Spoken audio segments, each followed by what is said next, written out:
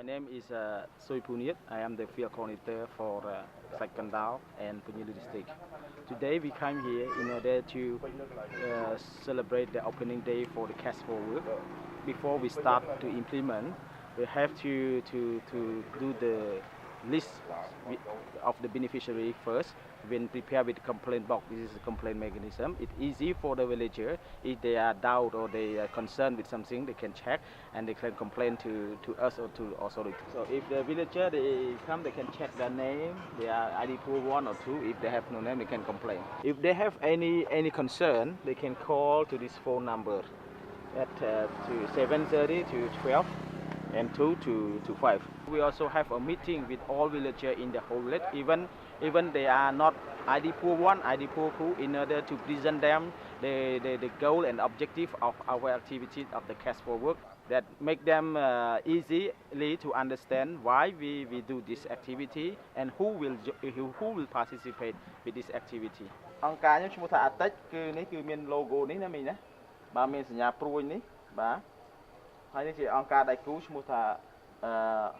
អសតការីគ្មានព្រំដែនប៉ុន្តែអត់សំខាន់ទេប៉ុន្តែនេះសំខាន់គឺអាផ្កាយ12នេះហើយសហគមន៍អឺរ៉ុបនឹងឯងគឺមានចំនួន27ប្រទេសតែកាពលកម្មដឹងមួយថ្ងៃបានប៉ុន្មានដឹងទេបាទ 9000 បាទបើតាមពិតទៅ 9000 ហាក់ដូចជាវិទេសជួយស្ដារសម្រាប់មីងពុំណាបាទប្រៀបធៀបទៅនឹងកម្រៃពលកម្មនៅទីផ្សារហ្នឹងណាជ្រោកស្រីគេមួយថ្ងៃបាន 10000 ជាងជួតងោ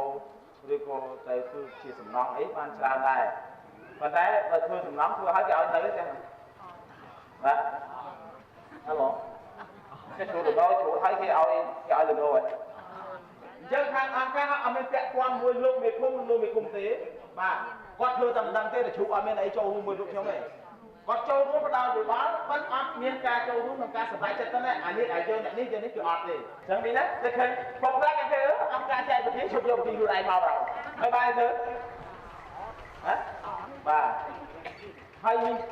មានគូមានចំណងអីអត់ឥឡូវមានចង់សួរទៅមេតាសួរហើយមួយទៀតនោះអាប្រអប់នោះមុខកន្លែងព្រមរួចបានចាប់មួយនោះបើសិនមានគូមិនឆ្ងល់មិនសួរខ្ញុំសុំសរសេរដាក់គឺបើកម្របទៅហើយគេយើងហ្វៀមការឲ្យចាំយើងយកទៅមកមានទេមានអូខេបាទទាំងអស់មកបាទឲ្យគាត់មកឲ្យមើលទៅមូលហេតុដូចម្ដេចបានឲ្យប្រាក់ប្រចាំថ្ងៃប្រជាពលរដ្ឋតិចម្លេះ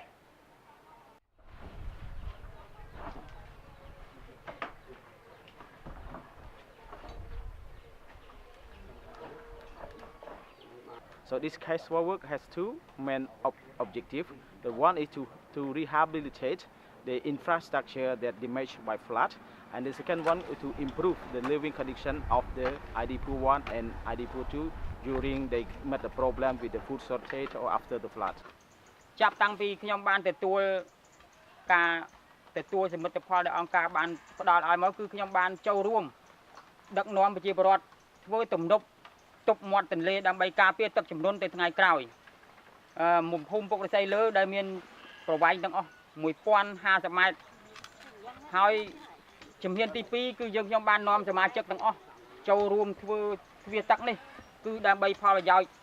បង្កបង្កើនផលកសិកម្មសម្រាប់ប្រជាពលរដ្ឋភូមិពុករស័យលើដើម្បីកុំឲ្យស្ទះនៅផលប្រយោជន៍របស់គាត់គឺជាសមិទ្ធផលនេះដែលបានធ្វើទុកទៅទឹកលែងលិចហើយជំនុំប៉ុណ្ណឹងហើយនោះលែងលិចណាចាហើយមានអារម្មណ៍មិនដែរមានអារម្មណ៍អូសប្បាយដែលភូមិខ្ញុំអត់បានទឹកលិចចូលក្នុងភូមិ The main important thing for this cash for work to build the river bank because in the past no one built this one and after we get the donor from ECHO to build a river bank so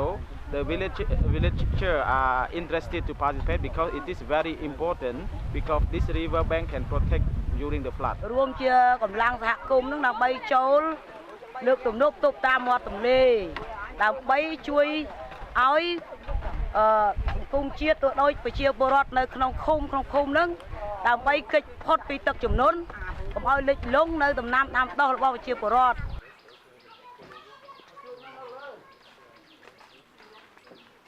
អ ngày nay cứ mình to pi dương ban mình chọc càng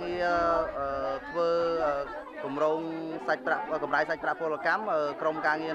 trong nông pính ban một thưa cả ba lôi chuồn bị chia porot nó không phum prey prá hay chia chua rót ban thưa cả đất bị đáy đầu từ lôi hay còn mình sakaสบายดีđấyนะban từ lôi vì ông ca atech ban từ lôi vì eco ដោយយើងមានចង់ជីដុំចាសូមយកទៅដល់រត់បើសិនជារើប្រាប់ខ្ញុំវិញផងប្រាប់ខ្ញុំដែរតែមិនមែនប្រាប់ខ្ញុំព្រាមទេខ្ញុំមកលុយបើកហ្នឹង6ដល់10ថ្ងៃប៉ុន្តែខ្ញុំចុះតាំងពីដែនទីមករហូតអត់មានឈប់ទេបាទនេះបើក6ដល់10ថ្ងៃបាទហើយបានលុយប៉ុន្មាន4ដល់100000 4000ហើយបងគិតថាការងារហ្នឹងមិនដែរការងារដែលយើងធ្វើរាល់ថ្ងៃនេះបាទបងគិតថាការងារហ្នឹងយើងធ្វើហ្នឹងវាមិនអីបងអារម្មណ៍របស់បងវិញគិតថាការងារហ្នឹងមិនដែរជួយវាមិនពិបាកប៉ុន្មានទេហ្នឹងហើយបានជួយអីខ្លះដល់បងដែរការងារហ្នឹងបាទជួយដល់ជីវភាពដែលអត់អត់អញ្ចឹងហើយបងគិតថាលុយដែលបើទទួលបាននឹងយកទៅធ្វើអីយកទៅទិញអង្គទិញម្ហូបអាហារហូបកូនឈឺបន្តិចតួចអូខេយកទិញអង្គទិញម្ហូបចា